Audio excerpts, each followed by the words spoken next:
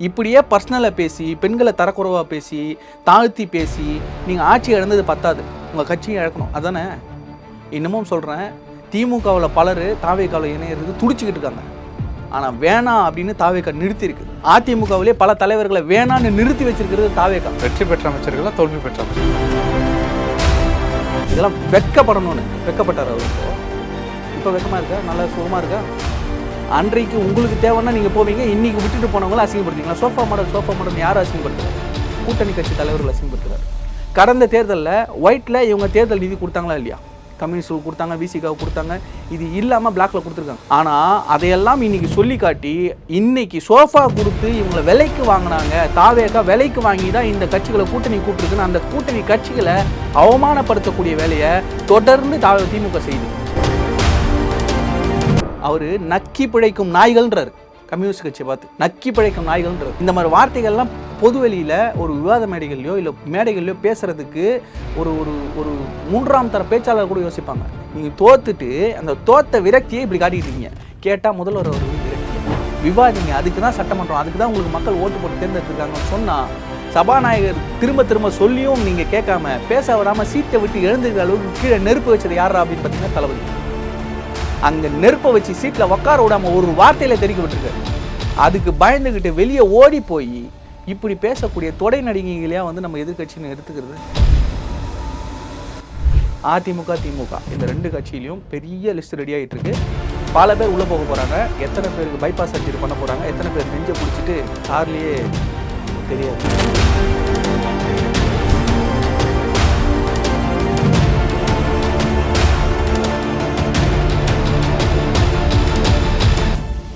Real one உறவுகளே, நடுநிலையோடு பொறுப்புடன் செய்திகளை வழங்கி பல லட்சக்கணக்கான மக்களின் நம்பிக்கையை பெற்ற நமது சேனலின் வளர்ச்சிக்கு உங்கள் ஆதரவு தேவை. இந்த ஊடக பயணம் தொடர்ந்து வலுப்பெற திரையில் தெரியும் QR கோட் ஸ்கேன் செய்தோ அல்லது டிஸ்கிரிப்ஷனில் உள்ள வங்கி விவரங்கள் மூலம் உங்களால் முடிந்த அளவு சப்போர்ட் செய்யுங்கள். உங்கள் ஒவ்வொரு ஆதரவும் நமது குரலை இன்னும் பல லட்சம் பேரிடம் கொண்டு செல்ல உதவும். ரியல் ஒன் நேயர்களுக்கு வணக்கம். இன்று நம்மளுடைய நேர்காணலுக்கு திரு நரேஷ் அவர்கள் நினைச்சிருக்காங்க. சார் வணக்கம். வணக்கம்.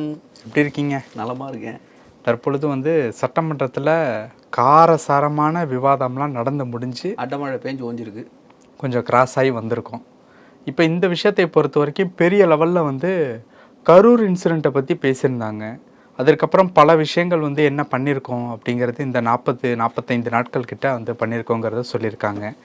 இது ரெண்டுத்தையும் தாண்டி அந்த பார்ட்டி ஃபண்டு பற்றி பேசினது தான் அமளி தும்மளிகளுக்கு காரணமாக இருக்கு. ஆமாம், ஆனால் யார் சீட்டுங்கிறத சொல்லலை, கட்சி பேரையும் சொல்லலை, தலைவர்கள் பேரையும் சொல்லலை. பட் அந்த பேசின ஒரு விஷயம் ஒரு பெரிய லெவலுக்கு கோபம் ஏற்படுத்தியிருக்கு அப்படின்ட்டு சொல்லப்படுது. பட் இதெல்லாம் தாண்டி நீங்கள் டிபேட் ஷோ இந்த மாதிரியான விஷயங்களுக்கு போவீங்கள்ல, உண்மையாகவே திமுகர்கள் கோபமாக தான் இருக்காங்களா? கிலோ கணக்கில் ஜெலிசில் வாங்கி கொடுத்தாலும் சாப்பிட்டாலும் அந்த டைஜஸ்ட் பண்ணிக்கக்கூடிய அளவில் அவங்க இல்லை. என்ன ஆயிடுச்சு அப்படின்னா அவங்களுக்கு இதெல்லாம் ஜீர்ணிக்க முடியாமல் பேசுகிறாங்க இல்லையா, அந்த பேசுகிறது தான் அவங்களுக்கு இன்னும் ட்ராபேக் ஆகுது. அதை அவங்க உணரவே இல்லை இன்னும். அந்த பேசுகிற வார்த்தைங்க நேற்று கூட அவர் பேட்டி உள்ளே பேச சொன்னாங்க இல்லையா, பேசாமல் வெளியே பேட்டி கொடுக்குறது. இது என்னென்னா நேற்று ஒலிம்பிக் டேக்கு நேற்று நேரு ஸ்டேடியமில் ஆதவர்ஜன் அவர்கள் தலைமையில் விளையாட்டுத்துறை சார்ந்த ஒலிம்பியன்ஸு அர்ஜுன் அவார்டு இவங்கெல்லாம் கூப்பிட்டு விழா நடத்துனாங்க. ஒரு அவார்டு ஒன்று கொடுத்துருக்கணும். மாண்புமிகு எதிர்கட்சி தலைவர் திரு உதயநிதி ஸ்டாலின் அவர்களுக்கு நல்ல ஓட்டப்பந்தய வீரர்னு சொல்லி அவார்டு கொடுத்துருக்கணும். அதை மிஸ் பண்ணிட்டாங்க. மேபி நான் அடுத்த முறை அந்த செஷனில் சொல்கிறேன், அந்த அவார்டை விளையாட்டுத்துறை அமைச்சரை கொண்டு அவர் கொடுத்துட சொல்லி. ஏன்னா எதை பேசினாலும் பேசிட்டு ஓடிடுறது, ஓடி போயிட்டு ஒப்பாரி வைக்கிறது, இதே வேலையாக வச்சுக்கிட்டு இருந்தா எதுக்கு தான் எதிர்கட்சின்னு உட்காடுறீங்க? விவாதிக்கணும், உள்ளே உட்காந்து கடைசி வரைக்கும் விவாதிக்கணும். கடைசியில் நான் சொல்ல வந்ததெல்லாம் சொல்லிடுறேன்னு சொல்லிட்டு கடான்னு சொல்லிட்டு எழுந்து ஓட வேண்டியது. ஓடினதுக்கப்புறம் வெளியே ஒரு கதை சொன்னார், ஞாபகம் இருக்கா? முந்தின நாள் ராஜ்மோகன் அவர்கள் பேசிக்கிட்டு இருக்கும்போதே இவர் எழுந்து போனார். இந்த லைவ் எல்லாருமே நம்ம பார்த்தோம்.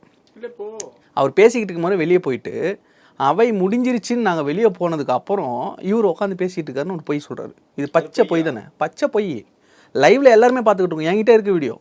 லைவில் ராஜ்மோகனை பேச ஆரம்பித்து 1 நிமிஷம் 20 செகண்ட் வரைக்கும் உள்ளே இருந்து எல்லாத்தையும் கேட்டு நின்றுட்டு நேரு அவர்கள் சொன்னதுக்கப்புறம் எழுந்து வெளியே போகலாம் அப்படின்னு சொல்லி அவர் சொன்னது அவை நேரம் முடிஞ்சதுனால தான் நாங்கள் எழுந்திரிச்சு போனோம். அவை நேரம் முடிஞ்சால் அவர் ஏன் பேசிக்கிட்டு இருக்க போகிறாரு? அவை நேரம் முடிஞ்சிருச்சுல, 1 நிமிஷம் 20 செகண்ட் வரைக்கும் ராஜ்மோகன் பேசிக்கிட்டு இருக்காருல, நீங்கள் ஏன் உட்காந்துருந்தீங்க? அப்போது முடிஞ்சிச்சுன்னு கிளம்ப வேண்டியதானே.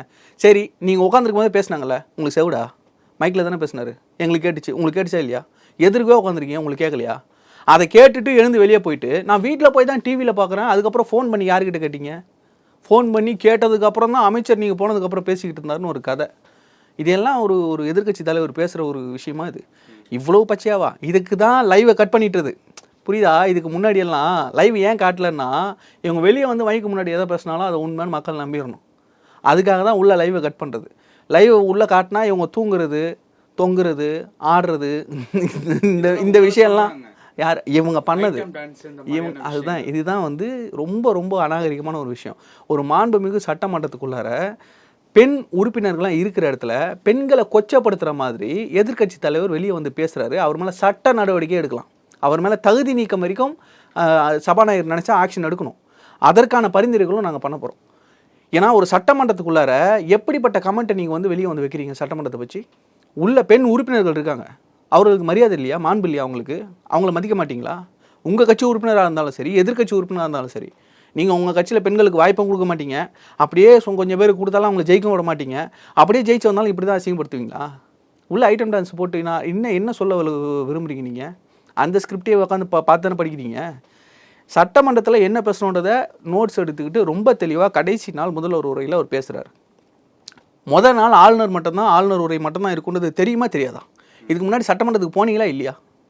இல்லை போயிட்டு அங்கேருந்து பைக் பண்ணிட்டு அங்கேருந்து கட்டச்சிட்டு இந்த ஊர் சுற்றுவாங்களா பசங்க, அந்த மாதிரி வந்து சுற்றிட்டு இருந்தீங்களா? இதுக்கு தான் இந்த நெப்போக்கிட்டுக்கெல்லாம் வந்து பதவி கொடுத்தா இப்படி தான் ஆகும். இந்த பணக்கார வீட்டு பிள்ளைங்களாம் பண்ணுற வேலை அது. அந்த வேலையை அவர் பண்ணிட்டு இருந்திருக்காரு. சட்டமன்றத்தில் என்ன நடக்கும் தெரியாமல் மொதல் நாள் ஆளுநர் உரை நடந்துக்கும் போது நீங்கள் பேட்ஜ் குத்திட்டு வந்து முதல்வர் பேசணும் நீங்கள். நான் அன்றைக்கே சொன்னேன், அண்ணன் பேசினார்னா அவர் வாயை திறந்தாருன்னா காரி துப்பார், உங்கள் ஆட்சியில் என்ன நடந்ததுன்னு. எல்லாரும் வந்து ஓட போகிறீங்கன்னு சொன்னேன், ஓடினாங்களா இல்லையா? நேற்று அவையில் சபாநாயகர் சொல்கிறாரு, உங்களுக்கான நேரம் கொடுக்கப்படும், வெயிட் பண்ணி பேசுங்க, உங்களுக்கு மாற்று கருத்து இருந்தால் சொல்லுங்கன்னு சொல்கிறாரு. அப்போவும் நீங்கள் பொறுத்துக்க முடியாமல் எழுந்து வெளியே போயிட்டு, பொறுத்துக்க முடியாதுன்னு எழுந்து வீட்டுக்கு போக வேண்டியதானே. வெளியே போய் என் ப்ரெஸ்ஸுக்கிட்ட ஒப்பாரி, அதுவும் ஸ்கிரிப்ட். இப்போ இந்த இடத்துல இப்போ நீங்கள் டிபேட் ஷோ இந்த மாதிரியான இடங்களுக்கு போகும்போது உண்மையிலேயே அவங்க ரொம்ப கோபமாக இருக்காங்க, இல்லை ரொம்ப ஆக்ரோஷமாக இருக்காங்க. அவங்களுக்கு வந்து அவங்களுடைய தன்னிலையை மறந்து அவங்க பேச ஆரம்பிக்கிறாங்க. என்னன்னா இவங்க பேச பேச இவங்க முன்னாடி பண்ணதெல்லாம் பசங்க எடுத்து போட்டுக்கிட்டே இருக்காங்க. ஏன்னா இவங்க பேசுறது எல்லாமே இவங்களுக்கு பேக் ஃபயர் ஆகும். என்னன்றாங்க, இவங்க தயவில் தான் ஆட்சி நடந்தது, இவங்க தயவில் தான் எங்களுடைய கூட்டணி கட்சிகளுடைய தயவில் தான் ஆட்சி நடக்குதுன்றாங்களே. ரொம்ப தெளிவாக சொன்னாரா? மக்களுடைய தயவில் தான் இந்த ஆட்சி நடக்குதுன்னு. அதுக்கு பதில் இருக்கு அவங்ககிட்ட. 98 பாஜகவுக்கு ஆதரவு கொடுத்தீங்களா? அப்போ உங்கள் கூட்டணியில் யாரெல்லாம் இருந்தாங்க? 99 பாராளுமன்ற தேர்தல், அந்த 98க்கு அப்புறம் சொல்கிறேன். நீங்கள் ஒரு கூட்டணியில் இருந்து ஜெயிக்கிறீங்க, கம்யூனிஸ்ட் உங்கள் கூட இருந்தாங்க, ஐஎம்எல் உங்கள் கூட இருந்தாங்க, அந்த கூட்டணியில் தானே எம்பி ஜெயிக்கிறீங்க. பாஜகவுக்கு சென்ட்ரலில் ஆதரவு கொடுத்து பாஜக ஆட்சியோட நீங்கள் தொடர்றதுக்கு, அமைச்சரவையில் பங்கெடுக்கிறதுக்கு உங்களுக்கு யார் உரிமை கொடுத்தா? அன்றைக்கி இனிச்சதா? அந்த ஆர்எஸ் அவர்கள் கேட்குறாருல, இதெல்லாம் வெக்கப்படணும்னு வெக்கப்பட்டார் அவர். அப்போது இப்போ வெக்கமாக இருக்கா? நல்லா சுகமாக இருக்கா? அன்றைக்கு உங்களுக்கு தேவைன்னா நீங்கள் போவீங்க, இன்றைக்கி விட்டுட்டு போனவங்கள அசிங்கப்படுத்துவீங்களா? சோஃபா மாடல் யார் அசிங்கப்படுத்துறாரு? கூட்டணி கட்சி தலைவர்கள் அசிங்கப்படுத்துறாரு.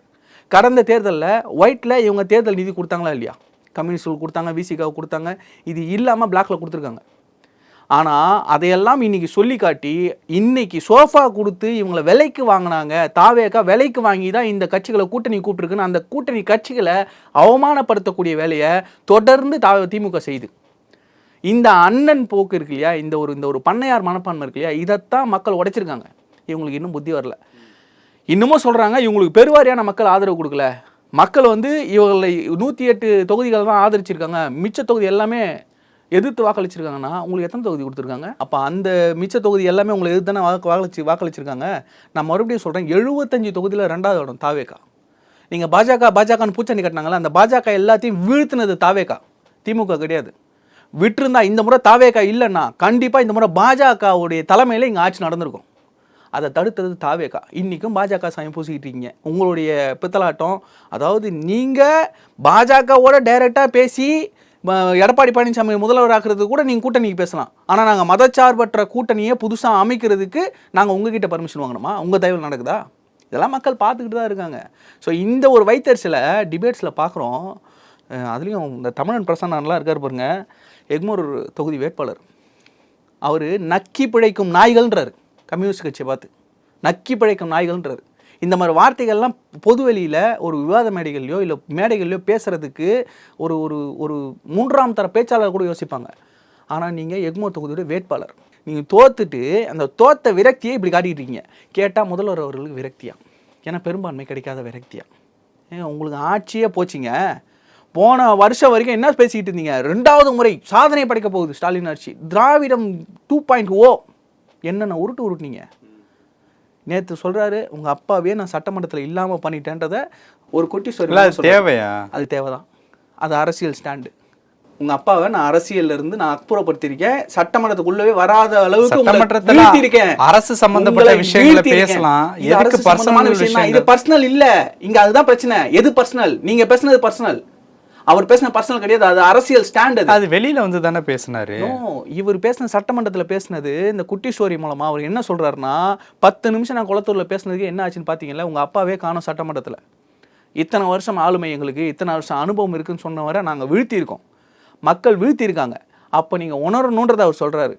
வெளியே வந்து பேசுனதுக்கும் அரசியலுக்கு ஏதாவது சம்மந்தம் இருக்கா? இவர் உங்கள் அப்பாவை வீட்டில் உட்காரிச்சதுக்கு நாங்கள் தான் காரணம்னு சொல்கிறார்ல. அப்போது செங்கல்பட்டு விஷயத்தை நீங்கள் எடுத்துகிட்டு வந்து சேர்க்குறீங்களே, அந்த செங்கல்பட்டில் நிற்க வச்சது காரணம் நீங்களா?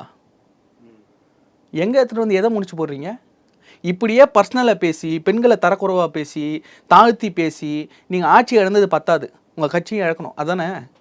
இன்னமும் சொல்கிறேன், திமுகவில் பலர் தாவேக்காவில் இணையறதுக்கு துடிச்சிக்கிட்டு இருக்காங்க. ஆனால் வேணாம் அப்படின்னு தாவேக்கா நிறுத்தியிருக்கு. அதிமுகவிலே பல தலைவர்களை வேணான்னு நிறுத்தி வச்சிருக்கிறது தாவேக்கா. ஆரம்பத்தில் இருந்து யார் தாவேக்காக்குள்ளே வரணும்னு முடிவெடுக்கிறது தலைவர், இன்றைய முதல்வர்.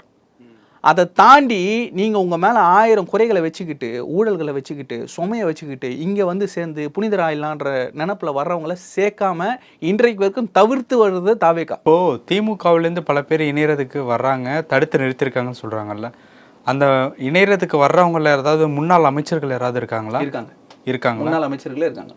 வேண்டாம் அப்படின்னு நிறுத்தி வச்சிருக்கிறது தாவேக்கா. வெற்றி பெற்ற அமைச்சர்களா தோல்வி பெற்ற அமைச்சர்கள்? முடியாது. வெற்றி பெற்ற எப்படி அமைச்சரா இருக்க முடியும்? இல்ல, முன்னாள் அமைச்சர், முன்னாள் சட்டமன்ற உறுப்பினர்களுங்க. அதான் இப்ப வெற்றி பெற்ற அமைச்சர்களுங்க. இப்ப வெற்றி பெற்றிருக்காங்களா? வெற்றி பெறலங்க. வெற்றி பெறல. ஓகே, நீங்க அதான் சொல்றேன், தலைவரை விட்டுட்டீங்க, பொதுச் செயலாளரை விட்டுட்டீங்க, முக்கியமான அமைச்சர்களா முன் வரிசையில உட்கார்ந்துகிட்டு நக்கல். பொதுச் செயலாளர் உங்க ஊர் தானே? நாங்க தான் செஞ்சது. ஓகே, உங்க ஊருக்காக நீங்களே விடல. நான் என்ன சொல்றேன்னா, இங்கே திமுகவுடைய தயவில் கம்யூனிஸ்ட் கட்சிகளோ இல்லை காங்கிரஸோ விடுதலை சிறுத்தைகளோ திமுகவினர் வேலை செஞ்சு தான் ஜெயிச்சாங்க. அந்த சீட்டை வச்சு தான் நீங்கள் ஆட்சி நடத்துறீங்கன்னு சொல்கிறீங்கள. தோத்த தொகுதியில் திமுககாரன் வேலை செய்யலையா? அப்போது திமுக தலைவருக்கே திமுககாரன் வேலை செய்யலை, அதான் சொல்ல வரீங்களா நீங்கள்? நீங்கள் எங்கள் தொகுதியில் பொதுச் செயலாளர் சொன்னீங்க, அவர் பேசின பேச்சுக்கு அவர் செஞ்ச வேலைக்கு தான் அங்கே மக்கள் கொடுத்துருக்க தீர்ப்பு. வேலை பார்த்தோம், கொஞ்சம் சந்தோஷம்தான். இவ்வளோ பெரிய ஆலமரத்தை நான் எங்களை மாதிரி சின்ன பசங்க வீழ்த்திட்டோம் அப்படின்றது ஒரு சந்தோஷம்தான். ஆனால் இதை வீழ்த்த முடியுன்றத சாத்தியத்தை உணர்த்துறது மக்கள் கொடுத்த தீர்ப்பு. அதை நீங்கள் ஏற்றுக்கணும். அதை ஏற்றுக்க முடியாமல் வைத்தறிச்சலை இவ்வளவும் பட்டிங்க அப்படின்னா இன்னமும் படுவீங்கன்னு நான் சொல்லுவேன். ஓகே, ஆனால் உதயநிதி அவர்கள் பேசின அந்த பர்சனல் விஷயம் இன்னைக்கு ஒரு தலையங்கமாகவே நியூஸ் பேப்பரில் வந்து வந்திருந்தது. நீங்கள் பார்த்தீங்களா? இல்லை, வரும். நீங்கள் அதெல்லாம் வரணுன்றதுக்காக தான் அவங்க பேசுகிறது. நேற்று பார்ட்டி ஃபண்டுன்ற ஒரு விஷயம் பேசினார் இல்லையா, அது இன்னைக்கு தலையங்கமாக வந்திருக்கணும். ஆனால் வரல. ஆமாம், வரல. ஏன் வரல? அதுக்கு பதிலாக தான் இதை பேசினாங்க. இந்த ஸ்கிரிப்ட் ரைட்டர்லாம் இதெல்லாம் கரெக்டாக பண்ணுவாங்க. திமுக 75 வருஷம் அனுபவம் இதுக்கு தான். பார்ட்டி ஃபண்டுன்ற விஷயம் ஆதாரம் இருக்கா? சும்மா குற்றச்சாட்டு வைக்கிறாங்க, வெளியே வந்து கதறாருல. ஆட்சி அமைஞ்ச உடனே, தமிழக வெற்றிக்கழகம் ஆட்சி அமைஞ்ச உடனே டாஸ்மாக் துறையிலேருந்து அந்த அசோசியேஷன் இருக்காங்க, டாஸ்மாக் அசோசியேஷன், அவங்க வந்து பேட்டி கொடுத்தாங்களா, ஒரு ப்ரெஸ் பைட் கொடுத்தாங்க. மாதம் ஒரு பார்ல இருந்தோம், ஒரு டாஸ்மாக் அவுட்லெட்ல இருந்தோம் 2 லட்சம் ரூபாய் போகணும். யாருக்கு? பார்ட்டி ஃபண்டுக்கு. சொன்னாங்களா இல்லையா? இதுக்கப்புறம் அது தேவையில்லை, அதனால் நாங்கள் எக்ஸ்ட்ரா வாங்க தேவையில்லைன்றதை டாஸ்மாக் அசோசியேஷன் சொல்லிச்சு. அதே மாதிரி ஆதவர்ஜன அவர்களுடைய துறையில், பொதுப்பணித்துறையில் நீங்கள் கான்ட்ராக்ட் எடுங்க, குவாலிட்டியில் எந்த ஒரு காம்ப்ரமைஸும் பண்ணாதீங்க, நீங்கள் கமிஷனாக எந்த ஒரு ரூபா கூட யாருக்கும் கொடுக்க வேண்டாம் அப்படின்னு சொன்ன உடனே அந்த கான்ட்ராக்டர்ஸ் எல்லாருமே வியந்து போற்றி பேட்டி கொடுத்தாங்களா இல்லையா?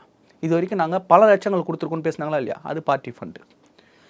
எஜுகேஷன் டிபார்ட்மெண்ட்டில் ப்ரைவேட் ஸ்கூல்ஸு, சிபிஎஸ்சி ஸ்கூல்ஸுக்கு 25 லட்சத்துலேருந்து 30 லட்சம் வரைக்கும் நாங்கள் கொடுத்தா கூட எங்களுக்கு சர்டிஃபிகேஷன் கொடுக்காம, என்ஓசி கொடுக்காம, அப்ரூவல் கொடுக்காம எங்களை அலக்கழிப்பாங்க, எங்களை வந்து ரொம்ப மோசமாக நடத்துவாங்க. ஆனால் இன்றைக்கி ₹1 செலவு இல்லாமல் அந்த சர்டிஃபிகேஷன் எங்களுக்கு ஜென்யூனாக நாங்கள் எல்லாத்தையும் ஃபாலோ பண்ண எங்களுக்கு ₹1 செலவு இல்லாமல் எங்களுக்கு கொடுத்தாரு ராஜ்மோகன் அவர்கள். இந்த ஆட்சி நல்ல ஆட்சின்னு சொல்லி இதே தனியார் பள்ளி கல்வித்துறை அசோசியேஷன்ஸ்லாம் பேசினாங்களா இல்லையா? இதெல்லாம் பார்ட்டி ஃபண்ட் இல்லையா? ஒவ்வொரு துறையிலும் ஊழல். அறநிலைத்துறையில் தேவையில்லாமல் பல மல்டி லெவல் கார் பார்க்கிங்க்கு வந்து அலாட்மெண்ட் பண்ணி நீங்கள் டெண்டரில் ஊழல் பண்ணுறதுக்காக நீங்கள் கொடுத்த ஆர்டரை கேன்சல் பண்ணிவிட்டு அந்த ஃபண்டிங்கை நிறுத்தினாங்களா இல்லையா? ஹெச்ஆர்என்சியில் பிரச்சனை, பள்ளி கல்வித்துறையில் பிரச்சனை, மின்சாரத்துறையில் பிரச்சனை, 44,000 டிரான்ஸ்ஃபார்மர்ஸ் வாங்கினதுக்கு சிபிஐ வழக்கு இருக்குன்னு சொன்னாரா இல்லையா? நாளைக்கு அதுக்கு உண்டான வெள்ளை அறிக்கை வரும். ஆனால் அடுத்த மாதம் இபி பில் ஏற போகிறதாகவும் ஒரு தகவல். வருஷம் இபி பில் ஏறுறது அப்படின்றது அரசு முடிவு எடுக்கிறது இல்லைங்க, அதற்கான ஆணையம் முடிவு எடுக்குது. அதற்காக தனி ஆணையம் போட்டு அந்த ஆணையம் இந்த வருஷம் எந்த அளவுக்கு மின் செலவாயிருக்கு, எவ்வளோ உற்பத்தி வந்திருக்கு, இதற்கான விலையை நிர்ணயம் மட்டும் தான் அந்த ஆணையம். வருஷம் இந்த விலையேற்றம் இருந்துகிட்டு தான். அடுத்த மாதம் ஏறப்போகுது. கண்டிப்பாக ஏறதுக்கான வாய்ப்புகள் இருக்குது. இங்கே இருக்கக்கூடிய சிஸ்டம்ஸ் எல்லாத்தையுமே சரி பண்ணிட்டு வரோம் அப்படின்றத சொல்கிறாங்க. சட்ட ஒழுங்கை பற்றி பேசினாரா? இங்கே இவ்வளவு சட்ட ஒழுங்கு பிரச்சனை இருக்கு, அதை பற்றி பேசினாரா? அதை பற்றி அவர் பேசியிருக்கார். நீங்கள் அதை பற்றி ஹைலைட் பண்ணக்கூடாதுன்றதுக்காக தான் இந்த பிரச்சனையை பெருசாகிறீங்க. சட்ட ஒழுங்கு பிரச்சனைகளை நாங்கள் நாள்தோறும் பார்த்துக்கிட்டு வரோம். பெண்களுக்கு இழைக்கப்படக்கூடிய, குழந்தைகளுக்கு இணைக்கப்படக்கூடிய அநீதிகளை ஒரு காலம் யாராலையும் பொறுத்துக்கொள்ள முடியாது, அதற்கான நடவடிக்கைகள் எடுத்துக்கிட்டு வரோம்னு சொன்னார். ஆனால் அதை பற்றி பேசவே இல்லை, வாயே திறக்கலன்றீங்க. கொடுத்த வாக்குறுதிகளில் விவசாயிகளுக்கு பயிர்க்கடன் 50,000 வரைக்கும் வாங்கியிருந்தவங்களுக்கு முழு தள்ளுபடின்னு சொல்லியிருந்ததை 75,000 இப்போ உயர்த்துறோம் அப்படின்னு சொல்லியிருக்காங்க. முதல்ல 50,000 சொன்னப்போ என்ன சொன்னாங்க? நீங்கள் மொத்தமாக தள்ளுபடி பண்ணணும்னு சொன்னாங்க. ஆனால் தாவேக அரசு என்ன சொல்லிச்சு? விஜயநாத் தெளிவாக சொன்னார், இன்றைக்கி இருக்கிற நிதி நிலைமையை வச்சு இவங்களுக்கு இதை பண்ண முடியும் இன்றைக்கி அப்படின்னா இன்றைக்கி நான் அதை பண்ணுறேன், நாளைக்கு அதில் இன்னும் எதாவது எக்ஸஸாக பண்ண முடியும்னா அதை பண்ணுவோம் அப்படின்னு சொல்லி சொன்னார். சொன்ன மாதிரியே கொஞ்சம் கொஞ்சமாக படிப்படியாக பண்ணிட்டு வர்றாரு. நிதிநிலையே இல்லை, நான் கடன் வாங்கி எவ்வளோ வேணால் பண்ணுவேன் அப்படின்னா நீங்கள் சொன்ன மாதிரி பண்ணலாம். ஆனால் அதுக்கு பண்ணணும்னு சொல்கிறாங்க. பார்ட்டி ஃபண்டை நிப்பாட்டி இருக்கும், எக்ஸஸாக போகக்கூடிய இந்த செலவுகளை குறைச்சிருக்கும், தேவையில்லாத செலவுகளை நிப்பாட்டி இருக்கும் அப்படின்னு சொல்லி இன்றைக்கி தாய்மாமன் சீருன்னு சொல்லி அரசு மருத்துவமனைகளில் பிறக்கக்கூடிய குழந்தைகளுக்கு தங்க மோதிரம் அப்படின்ற அந்த திட்டத்தை அறிவிச்சிருக்காரு. 700 கோடிக்கு மேலே நிதி ஒதுக்கியிருக்காங்க. இதெல்லாம் எப்படி ஒதுக்க முடியும்? உடனே என்ன சொன்னாங்க தெரியுமா? நேற்று ஆர்எஸ் அவர்கள் மற்றதுக்கெல்லாம் நிதி இல்லை, இதுக்கு மட்டும் இருக்காங்க, நாங்கள்லாம் மற்றதுக்கு நிதி இல்லைன்னு சொல்லிட்டு கார் ரேஸை நடத்தணும். யாருக்காக கார் ரேஸ் நடத்துனாங்க? அதுக்கு பதில் சொன்னார் அவர். இந்த மாதிரி தேவையில்லாத விமர்சனங்கள் இல்லாமல் ஆக்கப்பூர்வமான விமர்சனங்கள் உள்ள வைங்க, விவாதிங்க. அதுக்கு தான் சட்டமன்றம், அதுக்கு தான் உங்களுக்கு மக்கள் ஓட்டு போட்டு தேர்ந்தெடுத்திருக்காங்கன்னு சொன்னால் சபாநாயகர் திரும்ப சொல்லியும் நீங்கள் கேட்காம பேச விடாமல் சீட்டை விட்டு எழுந்துக்கிற அளவுக்கு கீழே நெருப்பு வச்சது யாரா அப்படின்னு பார்த்தீங்கன்னா தளபதி. அங்கே நெருப்பை வச்சு சீட்டில் உட்கார விடாமல் ஒரு வார்த்தையில் தெரிவிக்க விட்டுருக்காரு. அதுக்கு பயந்துக்கிட்டு வெளியே ஓடி போய் இப்படி பேசக்கூடிய தொடை நடிகைகளையாக வந்து நம்ம எதிர்கட்சின்னு எடுத்துக்கிறது. ஒரு வலுவான எதிர்கட்சியாக திமுக இருக்குன்னு நினச்சேன், அதுக்கும் வழி இல்லாமல் பண்ணிட்டாங்க. ஆனால் அதிமுக சூப்பராக உள்ளே உட்காந்து சிரிச்சுக்கிட்டு இருந்தார் பார்த்தீங்களா? அதுலேயும் அந்த குட்டி ஸ்டோரியில் நான் எக்ஸ்பெக்ட் பண்ணல, கேமராமேன் திருப்பி அங்கே வைப்பாருன்னு. ஆக்சுவலி ஸ்பீக்கிங் எனக்கு இது வரைக்கும் நான் லைவ் செஷன் முழுசாக நான் பார்த்து கிடையாது. நீங்கள் பார்த்தீங்கன்னா தெரியாது, அங்கங்கே சின்ன சின்ன பிட்ஸ் வரும். பட் ஆனால் எப்போவாவது லைவ் ஓடிட்டு இருந்தால் கண்டிப்பாக நான் பார்ப்பேன், சட்டமன்றத்தில் முன்னாடி கூட. இந்த அளவுக்கு முழுசாக என்ன நடக்குதுன்றதை இப்போ தான் நம்ம பார்க்குறோம். ஏன்னா அடுத்து என்ன நடக்கும், வழிமுறைகிறதுனா என்ன, அதை ஆமோதிக்கிறதுனா என்ன, இல்லைனா அதை முன்மொழிகிறதுனா என்ன, இது எல்லாத்தையும் நம்ம இன்றைக்கி தான் பார்த்துக்கிட்டு வரோம். இந்த மாதிரி ஒரு மிகப்பெரிய ஒரு எடுத்துக்காட்டு இப்போ லைவ் காட்டிட்டோம். இது வரைக்கும் உங்களால் பண்ண முடியலல்ல, செஞ்சு காட்டிட்டோம்ல. ஒரு பாராட்டு கிடையாது, ஒரு பெருந்தன்மையே கிடையாது உங்கள்கிட்ட. எப்படி நீங்கள் எதிர்பார்க்க முடியும் உங்களை எதிர்த்து பேசுகிறாங்க அப்படிங்கிற பட்சத்தில்? அதுதாங்க சட்டமன்றம் ஆரம்பிக்கும் போதே தெளிவாக சொன்னோம். முன்னாடி நாள் உதயநிதி அவர்கள் அபாண்டமான குற்றச்சாட்டுகளை பல வச்சார். நடக்கக்கூடிய எல்லா குற்ற சம்பவங்களுக்கும் தாவேகா தான் காரணம்னாரு. நாங்கள் ரொம்ப தெளிவாக சொன்னோம், ஆதாரங்களோட சொல்லுங்கள் அப்படின்னு சொல்லி. ஆதவர்ஜுன் அவர்கள் கூட எழுந்து பேசும்போது கிருஷ்ணகிரி சம்பவத்தை கோடிட்டு காட்டினார். தளி தொகுதியில் திமுகவுடைய ஒன்றிய அமைப்பாளர் ஒரு 2 வயசு குழந்தையை கற்பழித்து கொண்டிருக்காருன்னு சொல்லி அந்த ஆதாரங்களை இன்றைக்கி எடுத்துகிட்டு வந்து கொடுத்துருக்காரு. நீங்கள் ஆதாரத்தை கொண்டு போய் சட்டமன்றத்தை கொடுங்கன்னா ஆதாரத்தை கையில் வச்சுருக்கேன்னு சொல்லி பிரஸில் வந்து நிற்கிறீங்க. சட்டமன்றத்தில் எத்தனை அது குறிப்பாகும்ல, நடவடிக்கை எடுத்திருக்கீங்களாங்கிறாங்க. எல்லாத்துக்கும் நடவடிக்கை எடுத்திருக்காங்க. தன்னுடைய கட்சிக்காரன் தப்பு செஞ்சிருந்தால் முதல்ல நடவடிக்கை எடுக்கிறது தமிழக வெற்றி கழகம். கட்சி ரீதியாகவும் நடவடிக்கை எடுத்து சட்ட ரீதியாகவும் நடவடிக்கை எடுக்கும். உங்களை மாதிரி தற்காலிக நீக்கம்னு சொல்லிட்டு அதுக்கப்புறம் அவனுக்கு வேறு இடத்துல போஸ்டிங்கை போட்டு உட்கார வைக்கல. அந்த வேலையை தமிழக வெற்றி கழகம் பண்ணலை. இது வரைக்கும் மக்களுக்கான ஆட்சியாக நடந்துக்கிட்டு இருக்கு. நான் என்ன கேட்குறேன், இது வரைக்கும் நடந்த ஊழல்களை அப்பட்டமாக நிப்பாட்டியிருக்காங்களே, அதுக்கு பாராட்டணும். யாருமே இதுக்கு முன்னாடி ஊழல் நடக்கலன்னு சொல்லவே இல்லையே. யாராவது சொன்னாங்க? இது வரைக்கும் பேசுகிற எல்லாருமே இது வரைக்கும் இவ்வளோ கொடுத்தாங்க, இத்தனை லட்சம் கொடுத்தேன், இத்தனை கோடி கொடுத்தேன், வைத்தறிச்சலில் பேசிகிட்டு இருந்தவங்களாம் சூப்பருங்க இப்போ நிறுத்திருக்குன்னு சொல்கிறாங்க. இல்லாத ஒரு விஷயத்தை நிறுத்த முடியுமா? ஊழல் அப்போ இருந்திருக்கு, எங்களால் நிறுத்த முடியும். அதற்கான வாய்ப்பு மக்கள் கொடுத்துருக்காங்க. நான் ஓட்டுக்கு காசு கொடுக்கல, நான் திரும்ப எடுக்க வேண்டிய அவசியம் கிடையாது. நான் எந்த ஒரு அமைச்சரவைக்கோ இல்லை எந்த ஒரு அதிகாரிக்கோ நான் காசு வாங்கலை. அதனால் இங்கே ஊழல் நடக்காதுன்னு நான் நம்புகிறேன். அந்த பணத்தை, மக்கள் பணத்தை நான் தொடவும் மாட்டேன், தொட விடவும் மாட்டேன், தொட்டவனையும் விடமாட்டேன்னு சொன்னது தான் இவங்களுக்கு பதட்டம் அதிகமாகிடுச்சு. அதிமுக திமுக இந்த 2 கட்சியிலையும் பெரிய லிஸ்ட் ரெடி ஆகிட்டு இருக்கு. பல பேர் உள்ளே போக போகிறாங்க, எத்தனை பேருக்கு பைபாஸ் சர்ஜரி பண்ண போகிறாங்க, எத்தனை பேர் நெஞ்சை பிடிச்சிட்டு கார்லேயே தெரியாது.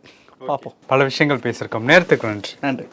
உங்கள் பிசினஸ் இன்னும் அதிக மக்களை சென்றடைய வேண்டுமா? இன்றைய டிஜிட்டல் உலகில் சரியான ப்ரமோஷன் தான் வெற்றியின் முதல் படி. தமிழகம் முழுவதும் பல லட்சக்கணக்கான பார்வையாளர்களை தினமும் சென்றடையும் ரியல் ஒன் யூடியூப் சேனல்களில் உங்கள் பிசினஸ் இனி எல்லோரும் அறியட்டும். குறைந்த செலவில் அதிக ரீச். உங்கள் பிராண்டுக்கு நம்பிக்கையும் வளர்ச்சியும் சேர்க்க இன்றே எங்களை தொடர்பு கொள்ளுங்கள். 9280087164.